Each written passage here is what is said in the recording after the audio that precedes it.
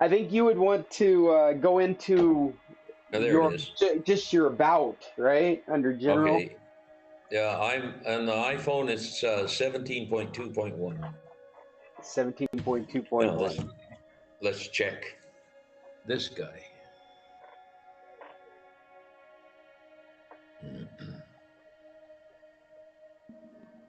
17.2. Interesting. So the iPhone is working, the iPad is not. This is for Yeah, the iPad worked before. absolutely. That's what I always use. Well, that's very interesting. I've already hit the live button in case you guys are interested. I just hit it so that I wouldn't forget it later. So we're on YouTube, just the three of us.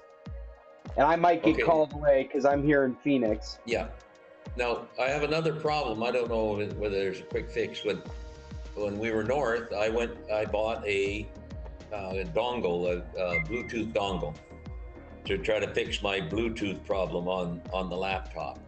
And as soon as I plug it in, the Bluetooth comes back. Oh, for some reason it turns off. Anyway, but and I see my devices, so the speaker, the external speaker, and my earphones. But as soon as I try to connect to them, it just says couldn't connect. I'm not getting a connection. If I go look in my devices or my drivers, all of a sudden I see the drivers for the hardware plus the Bluetooth, my dongle one. But the driver for the laptop has a little, warning sticker beside it. But the other one is fine. It says everything's connected. It's working fine. So the one for your laptop appears now, but it's in Yeah, it showed up again. Like the hardware showed up, but it's got a little warning. The little triangle with the exclamation in it. well, the first thing I would do is I would try and activate that.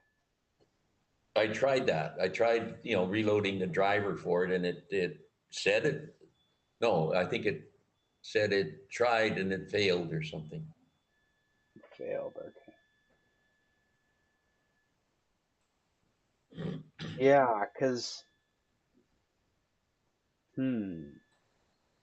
Have you tried the dongle in a different USB port? No, I haven't. I'm in the blue one, like it's a high speed dongle and it's a high speed port on there. I'm gonna put Yeah. it in the other one. I'll switch them around. I use the one dongle for I don't think you can take advantage of USB 3 speeds with even the latest Bluetooth. I don't think there's any advantage to it. So if you've got a slower speed USB port, that's probably a better utilization in the well, I first. thought about that last night and then I forgot to check it this morning. So new devices, Soundcore RX. There we go. No, now it's going to work. You're right. It says connecting. You are a genius. Don't let anybody ever tell you anyone otherwise. That's why Well, we pay I'm him for. glad we were live and recording when you said that, Bill. Yeah. No, said couldn't connect though. It went further this time, but it didn't connect. Still can't connect. Oh, most likely because I don't have my Bluetooth in pairing mode. Ah, Let's just. you got to set yourself up for success. You got to I have all that see. stuff in I place. see.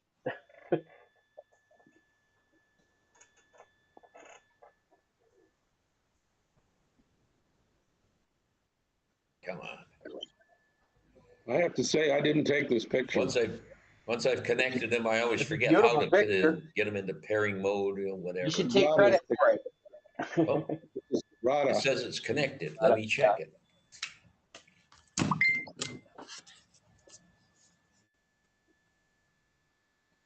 Are you I don't there? know. Excellent. Sounds I'm I can up. hear you. Yeah. Excellent. Are you Good. talking right now? Say something. Yeah. Yeah. Are Yeah. you That's working. what? Yeah, okay. Well, excellent. I can put Oh, and my it's 10 and we're the only ones here. This is the yeah, San Carlos Computer Club. but this is it. I can put my 10 peso thrift store earphones away, the ones that plug in. Like I, that's what I've been using. Is so now I'm up with my You're good stuff. $30 headphones. I'm a big spender when it comes to electronics. Well, I feel the same way about headphones as I do sunglasses. I'm gonna break them. So I just want to be cheap and accessible. Yeah, the last pair I had, they're at home. They they were weak right at the connector point, so they would start to break there. So I've got big pieces of credit card plastic super glued to them to hold them together. But I think the last time it gave up completely. So, but I'm a big supporter of super glue. Coco Loco. America doesn't do coronation. Oh, here There's comes Mom. Mom. We believe in choice. Good morning. Good morning. And we believe in We were just settling in. Okay, well, I'm having my breakfast, so All right. I'll Well, eat with you. it's me, Bill, and Paul right now. How Well, and come? now you. Yeah. We are just returned from the frigid north, our annual mid winter trip to Alberta to reset our medical, and it was we lucked out. The 2 days, 3 days before we got there, it was minus 40 Celsius, Oh my goodness. and but when we got there, it had warmed up to minus 11, and in a couple days, it's going to be right around 0 Celsius. So we really lucked out this time. Yeah. Relatively speaking, minus 11 is still pretty much a shock to a system that's used to 20 above. Um, were you were you coming through the storm to get back down, or What storm? well, there was We're, huge we're in a storms storm right now. that have You gone guys across the in Phoenix? the whole north of the U.S. Well, we flew in day before yesterday to Phoenix, drove to Tucson, picked up Cheryl's friends there, and stayed in Tucson overnight. And it was raining, but it wasn't bad. And then when we left, there was enough rain to activate the windshield wipers, and that's the only rain we've seen. Wow. And it rained. It's been raining. It's showering or sprinkling off and on here all morning too. Just sprinkle. Hey, Bill, is that No, your notifications that are going off? my I'm notifications. I'm just hearing a No, ding, it's mine. ding, ding. Oh, Paul, it's yours. I'll mute. Oh, I think it's me. It's my phone. What do I do? I don't know. Throw it against the wall. Yeah. Put it on do not disturb for a moment. If I only knew where that part was. Well, yours is an iPhone, and Yeah. so you can swipe down from the right corner to the control panel, Yeah. and then there is a button on there that says do not disturb. It has a little I'm mentally doing this because I oh, just shut the phone off. okay.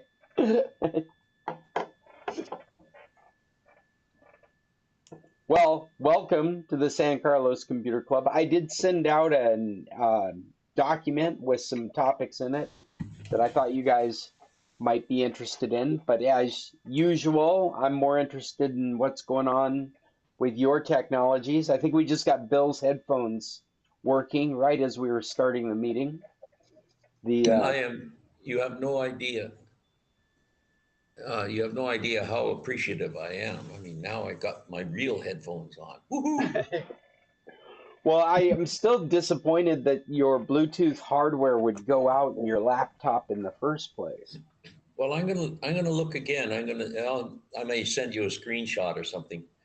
But the hardware, the laptop Bluetooth seemed to show up as soon as I plugged in the dongle Bluetooth. Yeah, I don't know. in my past experience with things like that, that can be a sign that there's some software glitch, something unique to your specific hardware, but Yeah. and you, just by invoking another device, it repaired something. It did something. So yeah, I Wow. would But pursue it some more. I'd remove it. I'd remove the new one, right? See if the old one yeah, persists. I Re, I re, think I like to think of it as the hardware for the laptop is jealous and said, no, I'm still here. I'm still here. right? Well, I typically think of it as some section or some configuration that has gotten lost that can't be put back automatically. Should be put back automatically and is not. Yeah, And by like invoking another piece of hardware that does the same job, because you think about it, it's like the only thing the other piece of hardware should be doing is providing the Let me put it drivers the in mute. manufacturer um, built for it to make the hardware work, and then verifying that the current Bluetooth stack is working. And so somewhere in there, it is seen something wrong and stuck it in there, and it's caused this reaction from your system. yeah. I'll like I say, I'll look at it when we're not online, and see if I can get something figured out. Anyway, and I'll send you a screenshot of what it looks like now. Yeah, and I think the first thing I would do would just remove what it installed and see if it attempts to reinstall it again. Because I think if it does, even if it's not installing it correctly, that's a sign that you're getting closer to diagnosing what's going wrong with it. Getting closer to have wasted my $25 on the dongle. Mm. Yeah, absolutely. I hopefully the dongle is a good, I don't know, a good fit for the computer. My Well, yeah, concern is that if it is not on a riser board, your Bluetooth, if it has physically gone bad, there's a greater chance in your laptop it's built right onto your motherboard as part of the chipset. So there yeah, is, and even though you can live without it, like you are, it might be an indicator that something else is going to go wrong with the yeah. computer in the An future. indicator of future problems. That's right. That's right. Because everything's solid state, so you really don't. I mean, unless you overheated it or spilt something or jolted it with electricity, the only other thing is you dropped it. Otherwise, No, it should still none, be working. none of the above. I just closed it Yeah. down one night and opened it up the next morning, and I had no Bluetooth. Yeah. Matter of fact, Yeah. I didn't even shut it down. I just tapped on the space bar to get my screen up and running, and logged in, and I had no Bluetooth. It was Well, gone. well, and you notice that everything I listed out there are distinctions without a difference, because every one of those scenarios means you might have more problems in the future. Yes, I understand, and it could very well something else will fail next. You're right. I understand that. Yeah. I'm living on the bubble. By the way, I'm at the end stages of my 3-week San Carlos cold. I'm almost done, I think. Oh, But I still have a slight cough, but it's gone. Cheryl gave it to me. I gave it to my brother when he was here, and now I'm almost fully recovered, and he's close to recovered. He's in Maricopa at the moment.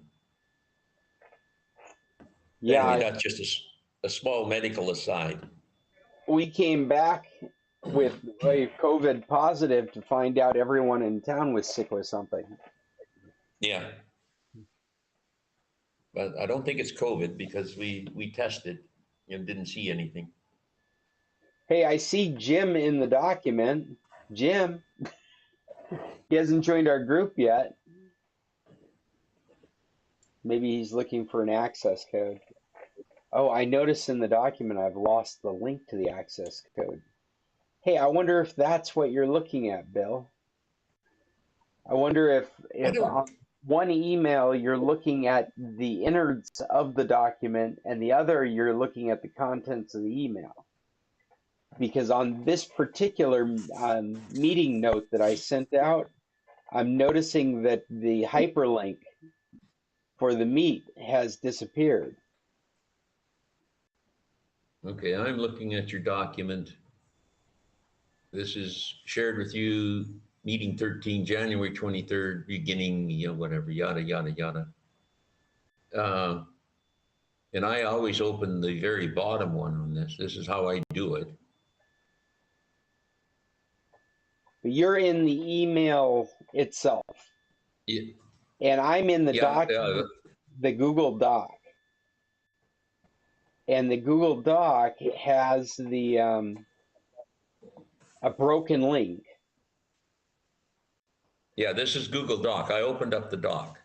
Okay, so the meet code is not. No, you're not in the doc right now because I'm in the doc. I don't see you. Oh, sorry. I don't know. There's 3 ways to open it. Here comes Open and Jim. open and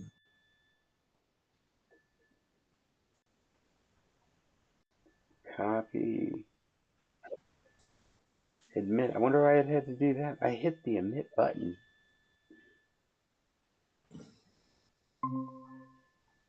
Hello, Jim. Hey, how are you doing? We're doing good. We were just talking about the experience you were having trying to get into this meeting. Could you could you tell I was beating on the door? We couldn't get in.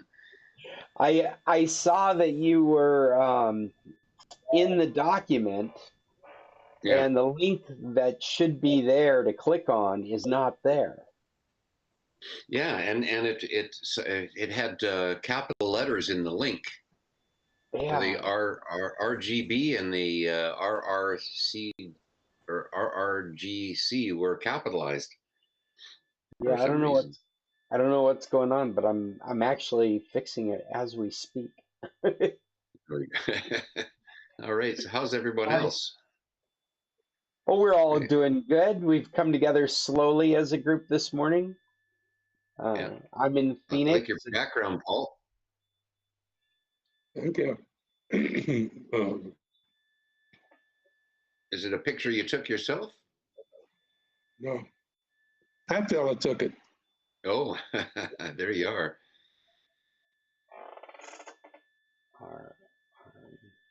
Great. Oh, can't hear you now. Oh, if you're talking, I'm sorry. I wasn't speaking loud enough to be heard, I don't think. He's one of the best photographers in St. Carlos, and now he's selling his calendar Oh, for great. the year. That's nice. But I Looks like steal the you had- picture. Great. Did you use a drone for that, I guess? I think he set it up on a rock and went over there, Oh, yeah. Huh, neat. take his own picture. Great. Well, but maybe he was with somebody. That could be too.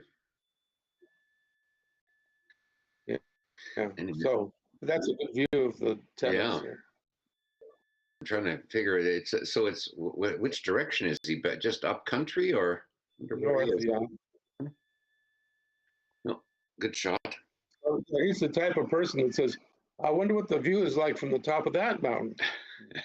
So, Yeah, that's right.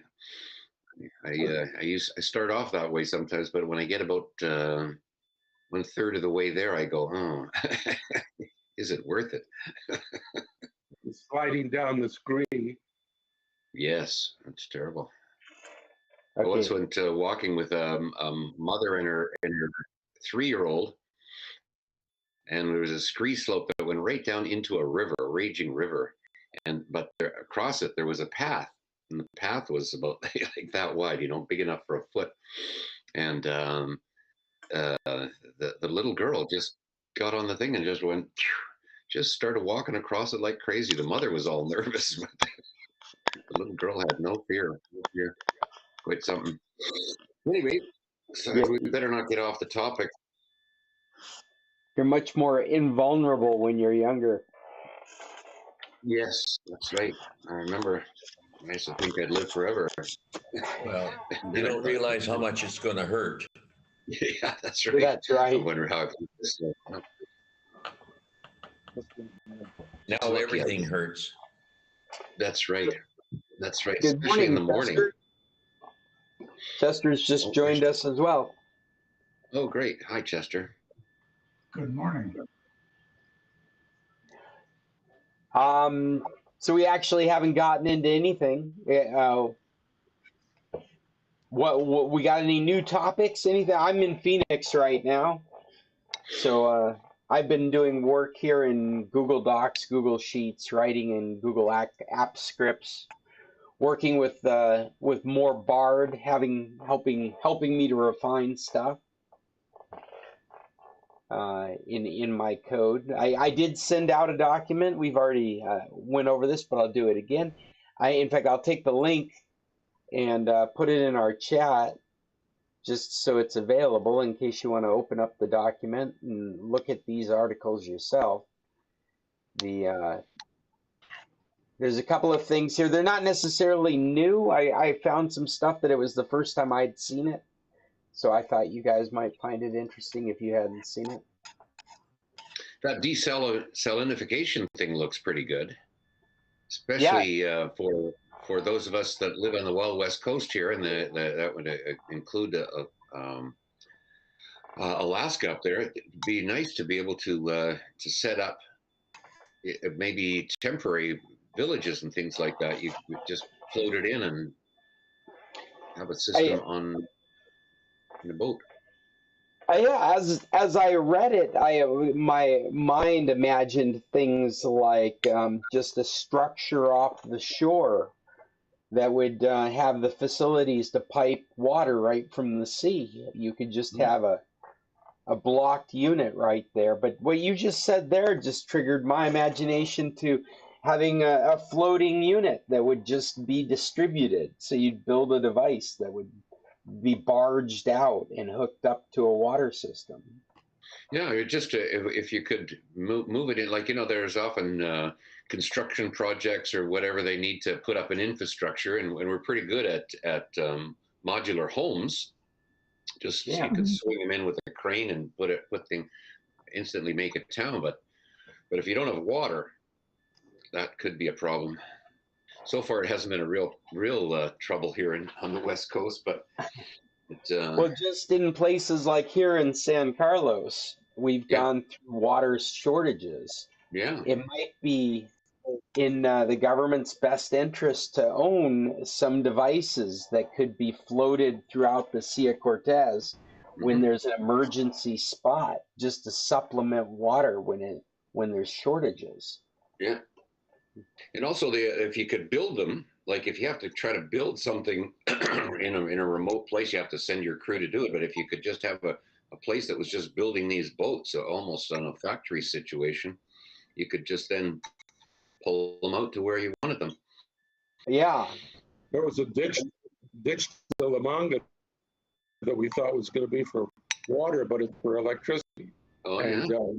San Carlos is making a move to bury all electricity along the main road. Beltrone. Yeah, but so La Manga will have electricity, but no piped water yet.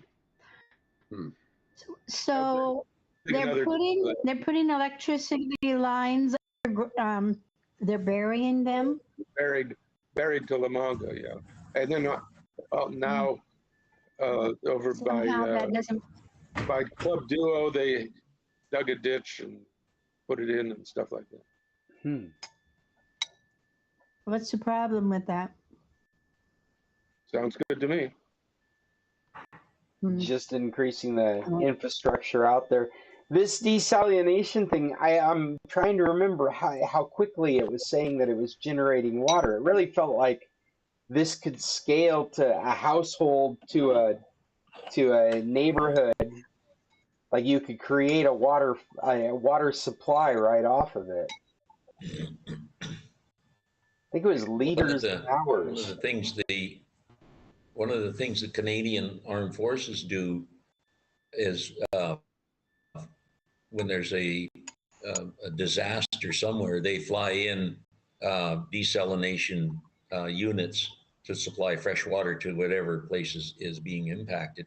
And they fly them in with those Hercules transports. They're huge things. If they could get this scaled to the right thing, it would be very, you just there and replace that big unit. That big unit looks to me about the size of one of the small sea can containers. That's one unit. Hmm. Here Wonder it how is. many gallons a day.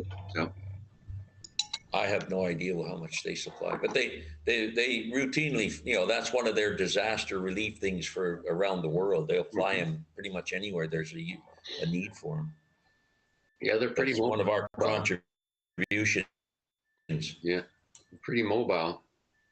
So, going back to this desalination article, they talk about the researchers, they say in here, they calculated that if each stage were scaled up to square meter, it would produce up to 5 liters of drinking water per hour. So a square meter of space could produce 5 liters of water hourly. That's quite a bit of water. Yeah, and at a household level, that's great.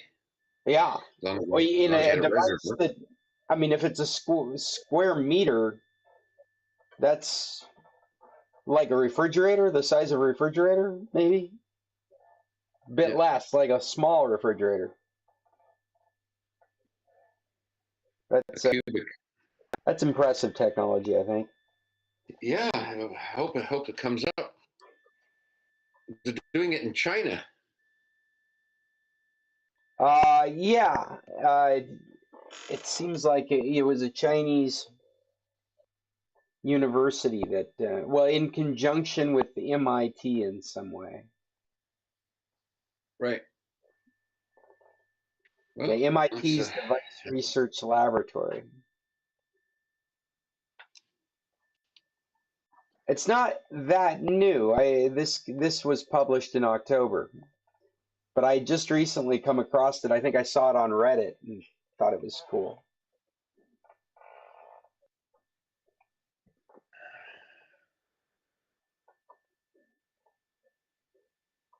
I think I pay more attention to these kinds of technologies because I live in the desert.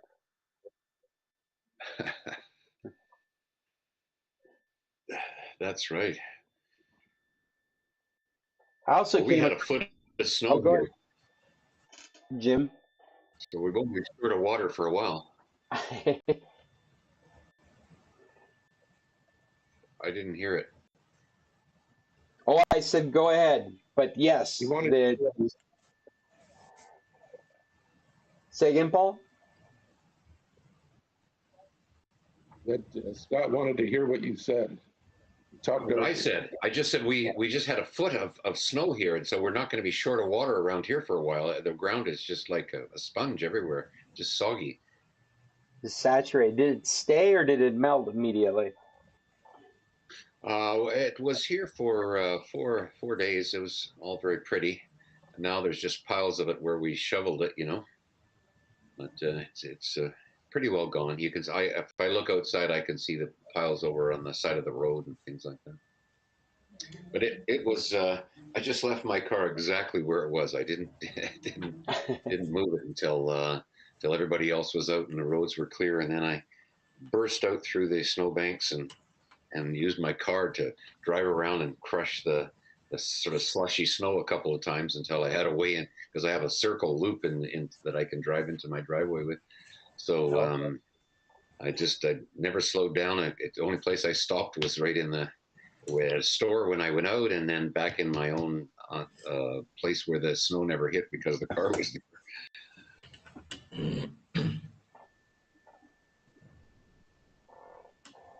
I'm in Phoenix. It's been raining. I drove our new little car up through this storm that was just intense. It's a little tiny economical car, and the rain was just pelting it throughout my drive up in the dark. Just No leak though. no leak, no.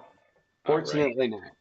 But there were a few times there where it really felt like a toy car, like it was sliding around a bit, jerked to one side or the other. The wind blows. What's that? Aquaplaning. Yeah, yeah. It was an interesting experience. I felt like I was probably one of the slowest people on the road because I didn't feel comfortable moving at such speed through that kind of weather. It's Better be safe than speedy. yeah, I'm in no hurry. So how long did it take you to cross the border? Oh, that was fortunate. I think it only took me 40 minutes to get across the border this time. Wow. Nice. Because The other you're- day, the other because you're day good. when Oh, look. the other day when we crossed, we drove right up to the gate. There was maybe 2 cars in front of us. And yesterday when we came back going into Mexico, the lineup was back inside the big area. There was no lineup up the road at all. Like past the border, there was not even cars there. So What it was crossing probably was that, Bill? Mariposa. The It took us maybe 5 minutes to get across. It took, and it was going to take that about that much for anybody coming yesterday coming up. There was nobody there. you're Took us talking longer about you're talking about going up to the United States, right? yeah. Yeah. Well, that's you know, yeah. When I came up, I had another experience where Google wouldn't route me to Mariposa. It was routing me to downtown, and so I followed it to downtown. Oh yeah. Yeah, yeah, and I was surprised. I was pleasantly surprised because the last couple of times I've tried to cross the border, it's just been hours wait. In downtown, they had absolutely every crossing open. They had 4 crossings open for normal crossing, and 2 crossings open for the Century Pass, and everything was just flowing. I felt like the 40 minutes was reasonable for a Sunday afternoon or Sunday evening. Oh man. In our old Westphalia days, that's how we always used to go, right through the gut. Yeah. And it was never a big problem for us. Yeah, I think I got accustomed to going the truck route just out of convenience, just because it's there. But that 5 hour wait made me really reconsider each time I approach the border how I'm going to do it. Well, that 5-hour wait happens after New Year's, especially on the weekend before kids have to be back in school in LA, Yeah. because all the paisanos headed to LA are on that road. Yeah. The first time we went back from here, took us 5 hours to get to the border and 5 hours to cross. Right. Wow. Yeah. I understand they've got Lukeville closed now. Did you hear Well, they this? had to close it, then they Oh, opened it. it's open again. Oh, is I it? was far going as Yeah, I to say, I know. thought I heard it was open again. Oh, great.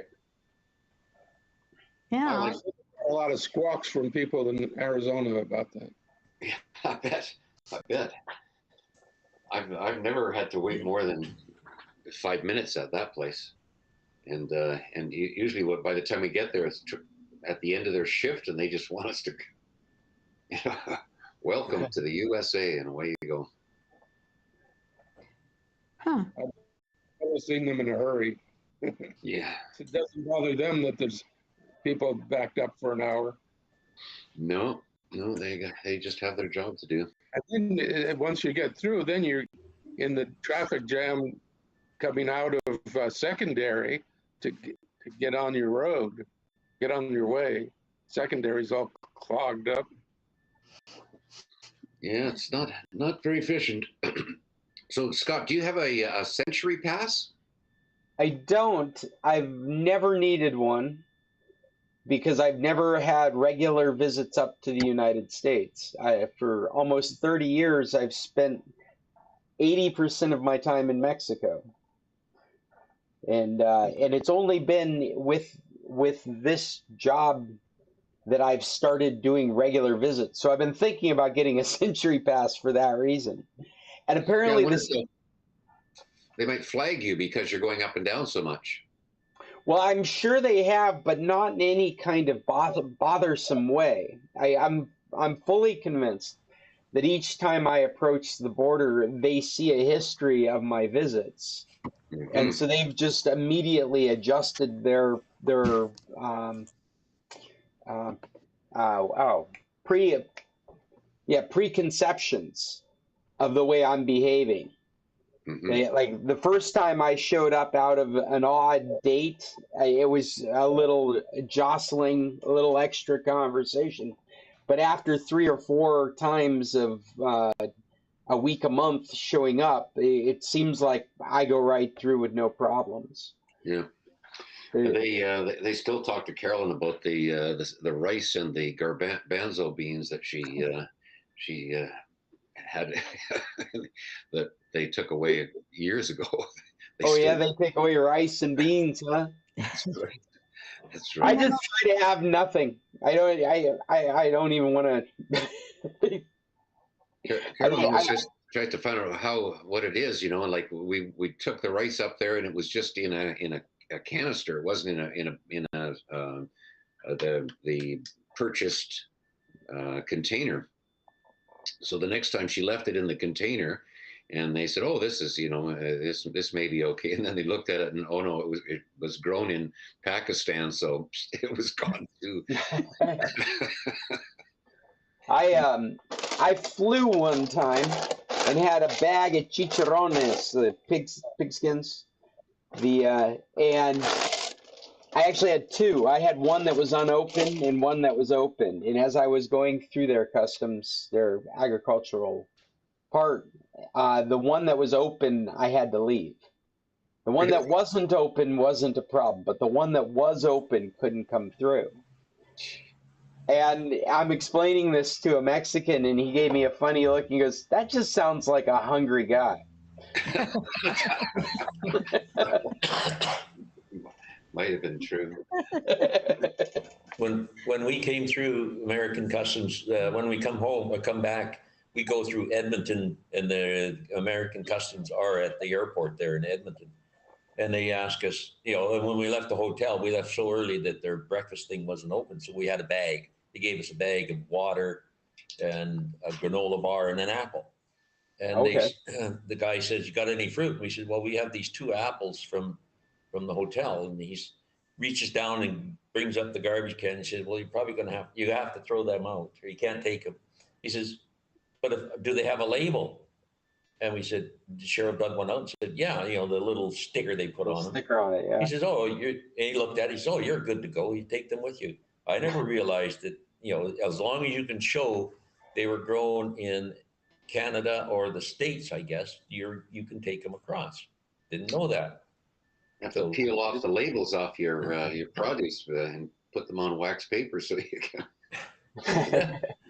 no, he was quite happy. It's something I'd never realized. I didn't think you could take Yeah. any fruit that was grown on each side of the board. Like apples are grown both Canada and the States. I don't know about Canada's regulations going into Canada. They're probably different. They most likely are. I But think you can bring fruit from the United States. That's for sure. Yeah, Puerto well, Rico, when we were there, they had a strict agricultural thing. My friend Barbara was telling me she just bought grapes at a grocery store in package, and they wouldn't allow it through for them to eat on the plane as a snack on the way home. well, it's important to the farmers to make sure that they, like what is it? For a long time, the Canadian beekeepers would just go down to California and buy their hives for the summer, bring them up on big, in fifth wheel trailers, and they've got some kind of bee disease or virus in California, and they shut it right down. You're not allowed to bring bees across anymore. The beekeepers have to um, basically overwinter their hives. You'll see these hives are all wrapped up in big thermal blankets with a bottle of syrup on it that they feed them, but they keep their hives alive all year. There's no other source of bees, so that's how they do it. that sounds like Alaska too, the beekeepers up there. they're really frustrated with what all's going on, but they Yeah. keep bringing them up.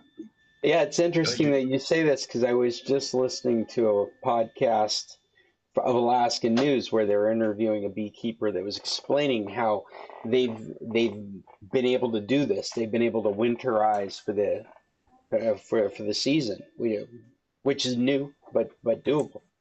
Part of it, they said, was because of climate change. Part of it was because they were able to. But it all had to do with the materials that they would use with the hive and the way they would leave the stasis of the bees. One of our biggest intruders up there are wasps. They just make nests everywhere, and you don't find them for a while until they're pretty well developed. So that is always a challenge Those to big get the paper wasps. wasps, Big wasps, yeah. the big paper ones, the ones that make the big paper. Yep. Yeah. Yeah. Yeah, I had We found a huge nest of them under our deck that we have that is on the ground, and so we moved away the steps, and it was just huge. And we thought maybe they're honeybees. We're not bee followers, so we actually called a bee community, and they sent their president out, and she and another friend looked it over and said, "Nope, these are wasps, but we'll get rid of them for you." Great. They just They're wicked. kill the hive all at once with a spray. I think she cleaned it all out. I think they sprayed and then they cleaned it out. Yeah, Yeah, that's what I always do. Do it at night when they're Yeah, all they- in the hive. Yeah. Yeah. A can of Raid up into at night when they're quiet. You just spray a bit of Raid up into their nest. That slows them right down, and then it kills them all. Wow, that's a then good suggestion. And then you just knock the nest down. Well, you don't even have to knock the nest down. Actually, if you leave the nest there, another group of wasps will not build close to one of those big paper balls. They, their stores. The stores sell those fake wasp nests that they're just like a balloon with kind of an internal structure, and you hang that up, and it tends to keep the wasps away because that territory's taken. I don't know how well they work, but That's interesting. I hadn't heard this before. They're territorial, huh? Yeah, I guess so. Paper bags, just brown paper bags. You blow it up, and then twist it off like that, and it sort of stays like, and then hang it on a string, and it seems to keep them away from the house anyway. Oh wow, that's interesting. I've never heard that before. Mm-hmm. The little wasp pack there from the computer club. That's right, and carpenter ants don't like chestnuts, or no, it's spiders don't like chestnuts. That's it. Like chestnuts. So if you surround your house with chestnuts, the spiders, when in the winter, they won't come in, right? That's right. We put them all around the windows, and just whatever. Just put a chestnut there. They're easy to get here. So. Okay, that's interesting. So I want to get us back on some tech topics, and I did bring some other topics with us. I mean, unless there is a computer angle to chestnuts, I'm not sure there is. I wanted to point out this article that was recently written, talking about these researchers that are saying that there could be as much as 240 million computers as a result of the Windows 11 hardware restrictions getting dumped into landfills. They're kind of being activists in this kind of alarmist reading, but there is some truth to it. And if you think about the computers in your lives, I actually have 3 different computers in my life that are not going to get security updates after 2025, and at this moment don't look like any other reason I shouldn't be able to use them. It's a story that the Macintosh people are very familiar with. That you reach a point where they're just not going to give you software any longer, And what that means is you don't get security updates, and vulnerabilities that have existed will continue to stay open.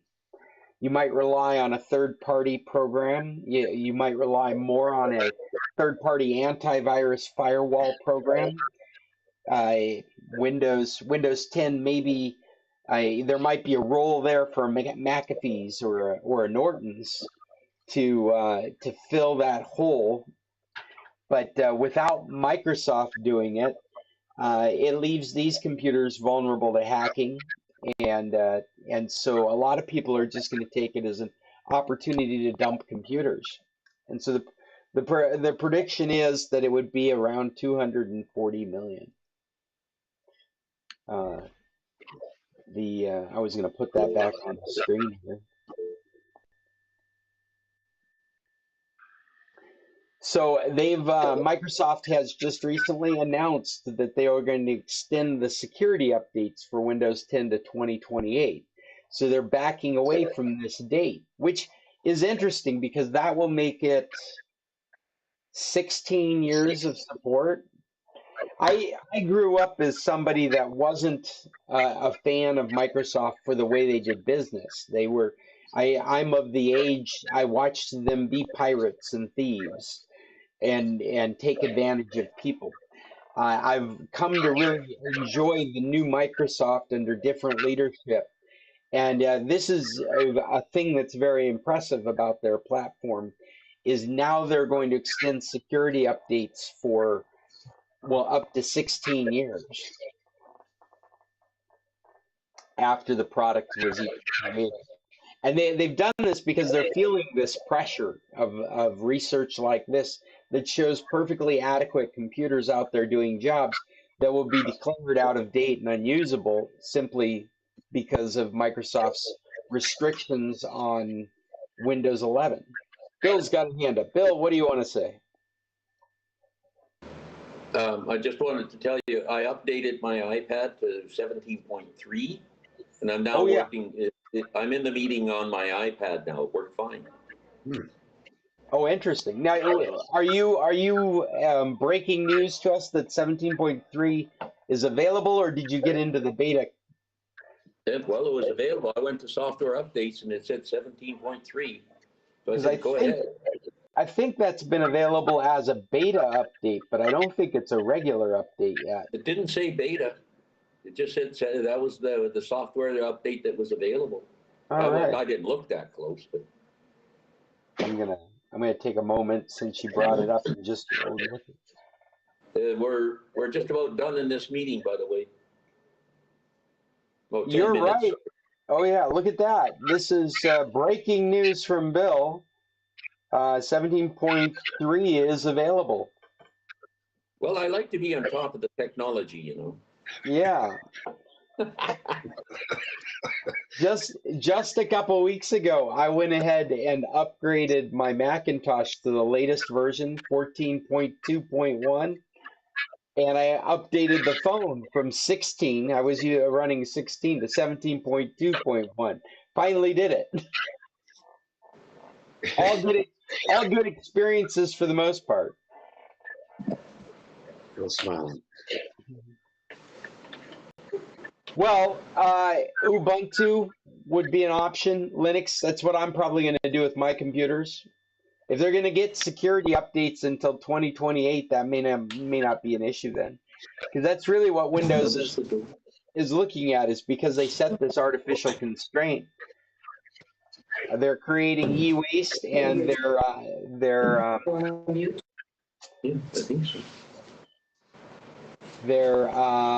alienating current following of people to go find some other way to use their equipment. And Linux is a decent alternative. You folks know friend of the club, Richard. He runs all his stuff on Linux. That's his operating system of choice. It's very effective software. Anyway, I just thought you'd find that interesting. End-of-life computers coming up because of this constraint. Hey, and the last one we got here, and maybe since we're close enough, who said, Bill, what were you saying? How much time do we have left here? 8 more minutes. 8 minutes. 8 minutes. 8 minutes. Well, we should probably get the next window ready to go. Chester, are you with us? I haven't heard a thing out of you. Well, I'm still with you. I just have not had much to add to the conversation. All right. Well, it's Sorry good to hear about your voice anyway.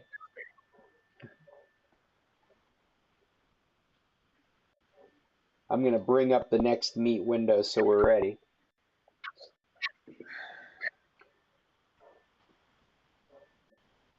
So if there is no other topics, I have a third thing here I thought was interesting. This is dirt-powered fuel cells.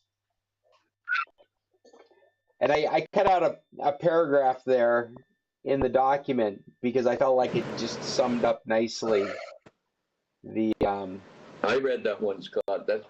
It's interesting. well, I like how the suggested growth of this technology. I mean, this isn't putting dirt in your cell phone, but this is using these style batteries for soil-based technologies to begin with, like sensors in the ground, sprinkler systems, checking for nutrient and soil levels. And those kinds of things exist right now for farming, but they're running on alkaline and rechargeable batteries. And this would be a way of powering those style devices simply by having them embedded in the earth. This is really interesting to me because I used to farm with my brothers. We had vegetable farms, and one of the things in a vegetable farm is important is straight rows, so that when you're harvesting or doing anything, you have a straight row to work with. And I remember coming back to where my brother lived in our old hometown and remarking on, man, these guys get straight rows now. He says, oh, that's nothing. All the tractor driver does is turn around at the end of the field, and then the GPS systems take over, and away they go. And the other thing they were talking about using there was the individual pieces of the farm. You have combines now that monitor the amount of grain coming in as you drive as it harvests, and there will be places where there's less grain coming than the others, so you can delineate those, and then when you do fertilize, you hook your fertilizer up to the information, and it'll put on more here and less here, all the way through your whole thing. Same with spray; they can detect all kinds of, and it's a huge cost saving if even just that part.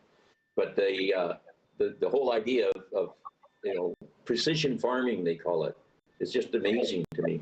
Anyway, that's my story, and I'm sticking to it. Can you use that with contour plowing? Anything's possible. You just hook AI up to anything, and you're going to have what you want, I'm sure. Sure. It's pretty amazing. It would only work at scale, though, I guess. What kind of scale you need to say again, Jim? What was that, Jim?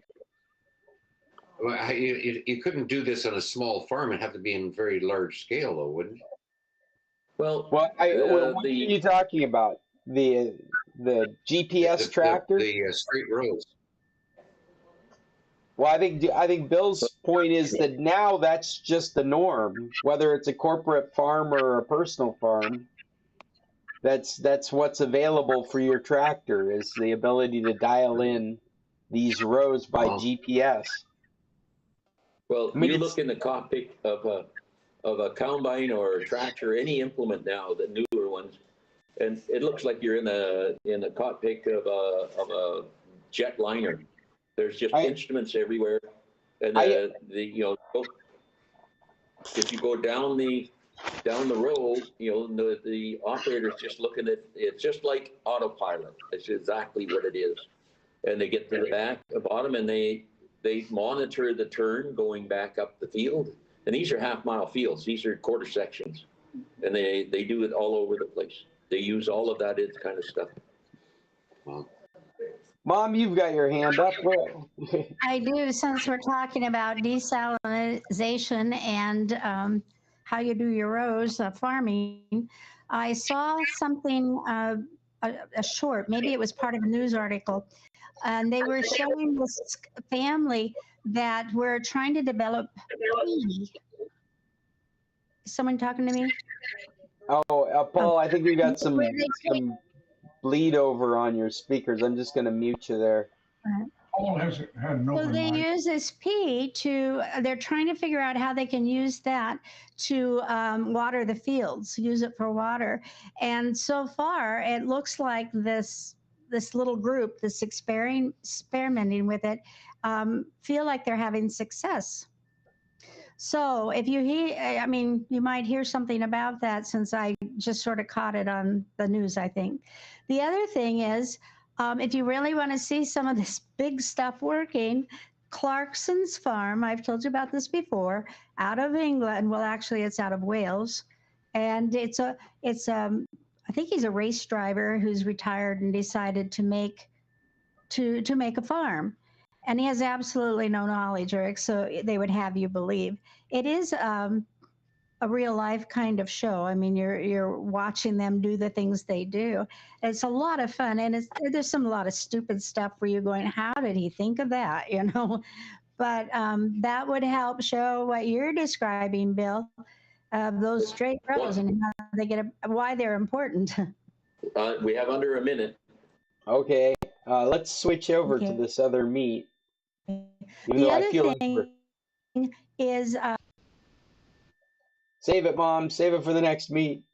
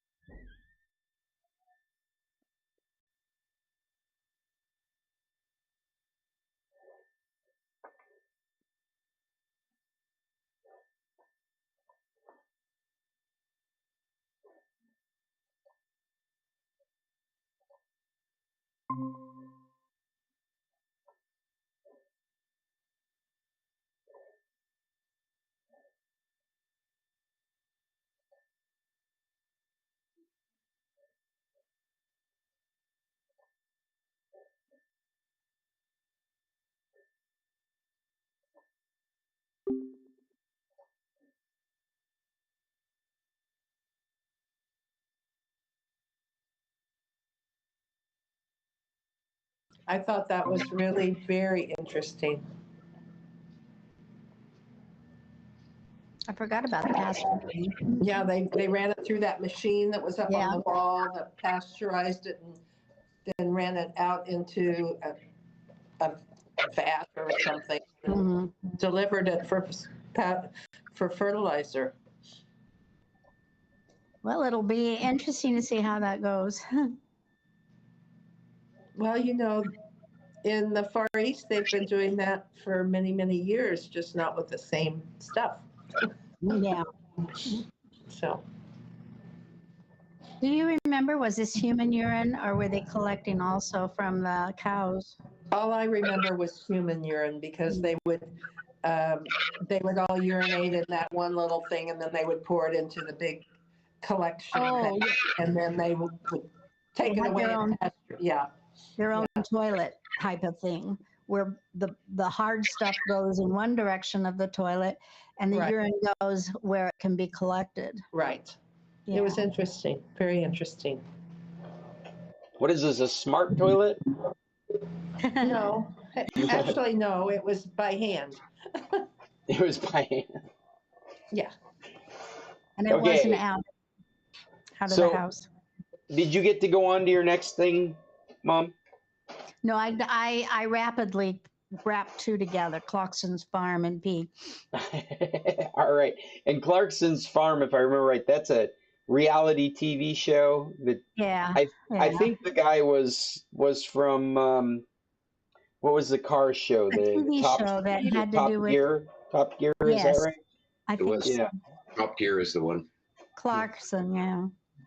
Anyway, I had a lot of fun with He's that. a very controversial person in England. He's always up to his armpits in scandal. Oh, Some sort. scandal. Mhm. I just thought it was trying to figure out the farm, but yeah. Well, he used to do cars and Mhm. I like that show too. Yeah, it seems like he was accused of having a toxic work environment, something like that. Something like Oh, I didn't hear that. yeah. Mm. He was let go from the BBC and then ended up on Netflix, and now he's doing this thing. Mhm. He's a madman. He's going to end up in San Carlos eventually. Probably he would fit right in. He has a second season, and so we watched that, but it only was like 3 episodes, if it was that many. It was not good. It was repetitive and stuff like that. So I don't think he had the draw on the second one of a crowd, like he did the first one. Hey, Guessing. I was hoping Bill would be back in here so that I could point out that his tractor, his auto tractors, though very interesting, are related to this article simply by dirt alone. Because what this article was really about was dirt powered fuel cells that would be most appropriate for farming technology right at this moment, right 5 minutes from now. They could be putting this to use, and it uses microbes in the soil to generate electricity, which is fascinating, but has little to do with tractors. And I was very interested in everything he was bringing up, but there's very little relation to the article itself.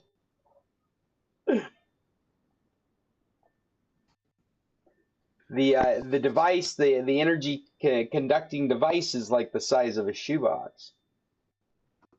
Hmm. Yeah, it looks pretty good.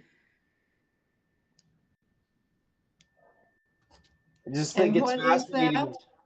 that? Well, I guess essentially you could think of it like a battery. I mean, it's a fuel cell that runs on Mhm. dirt, and it's because of. I mean, I don't really true to understand that. I mean, a biologist would probably understand it better, but it runs off the microbial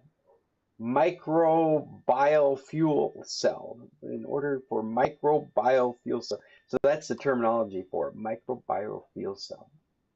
But it's soil based and generates electricity. And what they see right now is the ability to put these into the soil for devices that are already being used. This is what got us on the automatic tractor discussion. Is that what they see these as being the powering devices for those things that are already existing in soil to monitor things like pH levels, nutrients, water, moisture levels. Those kinds of sensors right now are being powered by traditional alkaline and rechargeable ion batteries. And this would be a battery that is simply because of the microbes that exist in the soil that you're farming in. It's a soil panel, if you will. A soil panel instead of a solar panel. Okay. Yeah, Yeah. that'd I be guess nice if you could multiply it and have several of them and get up to 110 or something. Well, it brings up some interesting ideas. If you live in an area that has nutrient-rich soil, I would think that you could build like refrigerator-sized versions of these in your backyard. Yeah.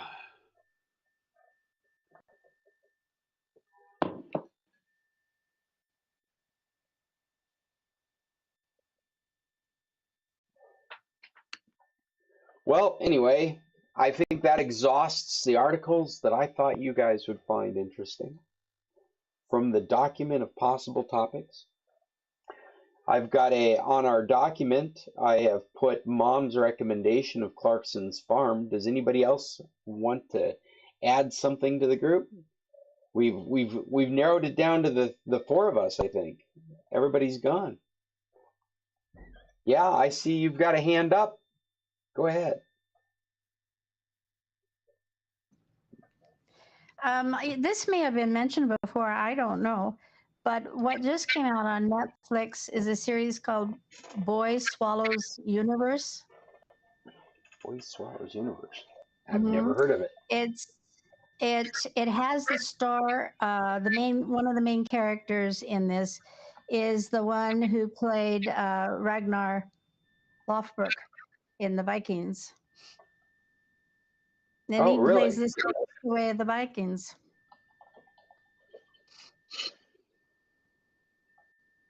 So you're saying if you're a fan of the Vikings, you might enjoy this. Is this Yeah, if a you, drama, yeah, because comedy? I'm sorry, what? Is it It's what a kind of heavy show? drama. Heavy drama? It's a really heavy drama. Uh,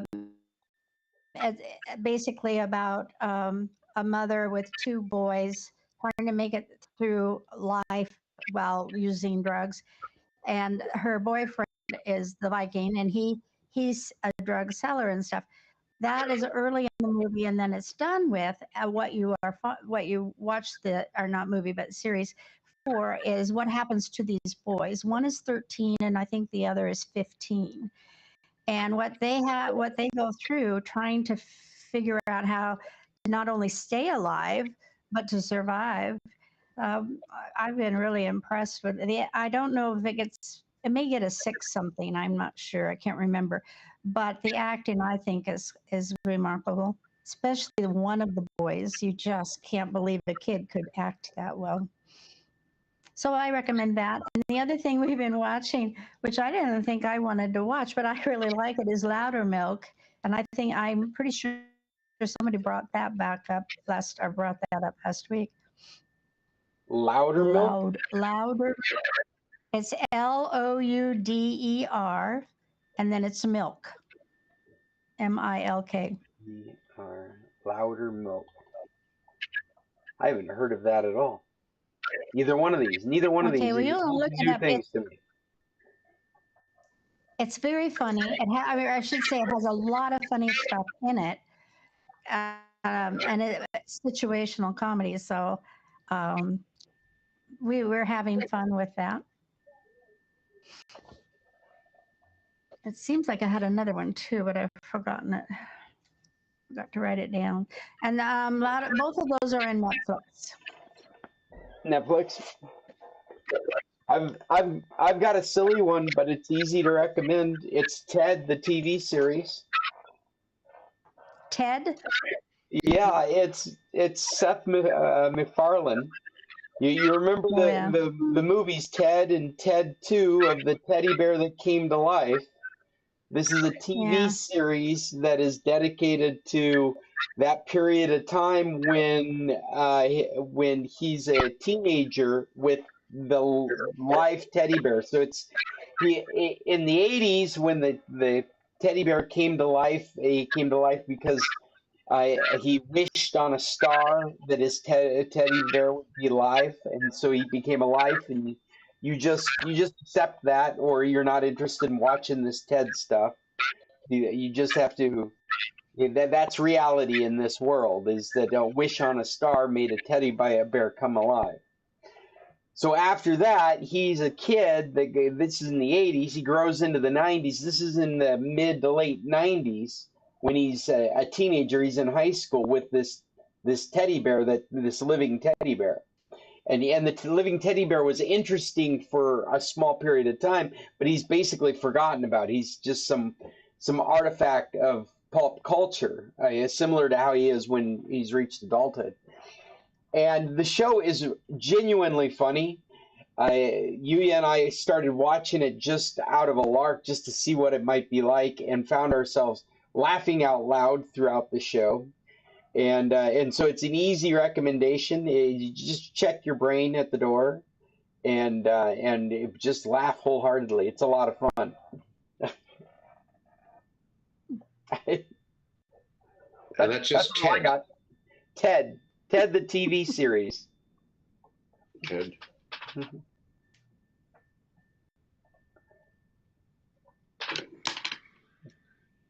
Great. We really didn't I gotta expect get going. much from it. Yeah, Carolyn needs the computer. All right. But this is a good time to shut all this down too. Needs a recipe for supper, and I'm willing to accommodate that. Paul, Anyway, did you nice have to one see more all word there? And big smiles, Sandy. You got big smiles this week, and nice to see. Yeah, thanks. Hold on, Feeling Paul's a got one little more better, word here. but not great. Well, a little better is better than a little better. Yeah, right. All right. See you soon. Thank you. Right. Bye-bye. Go ahead, Paul. On Tubi, I was watching. It's either 200 or 2,000 Australians is the name of it, and it's just. I was watching it through the birds. It just shows each bird that for about 15 or 20 seconds with the name, and then it goes to the next one, and the only sound is the sound of birds. But I guess after the birds, it goes to the mammals, like that, of Australia. So I thought some of you would be interested.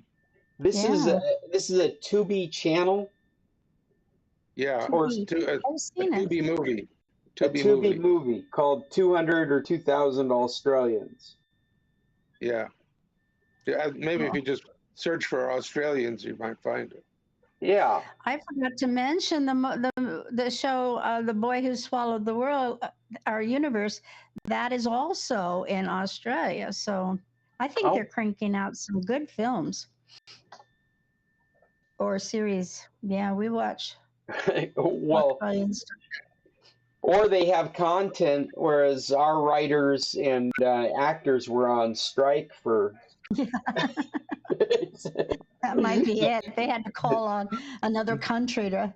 That's right. Netflix is taking content wherever they can find it. Yeah, funny. Well, I'll let you guys go, and we'll see you next Tuesday. It'll be an in-person and virtual meeting again because I'll be back in San Carlos. And then the week after that, I'm planning on being back up here, so that'll be a virtual meeting. So in person and then another virtual meeting. Wow. All Okay. right. See All you right. tonight. See you tonight. Okay. Bye. Love you. Bye. Everybody, tech on. Mhm. Whoop, whoop. Oh, come on, computer. There we go. All right, we did it. That was the virtual computer club from work once more because I'm here in Phoenix. I'll be back in San Carlos next week, and so we'll meet again then. Until next time, tech on.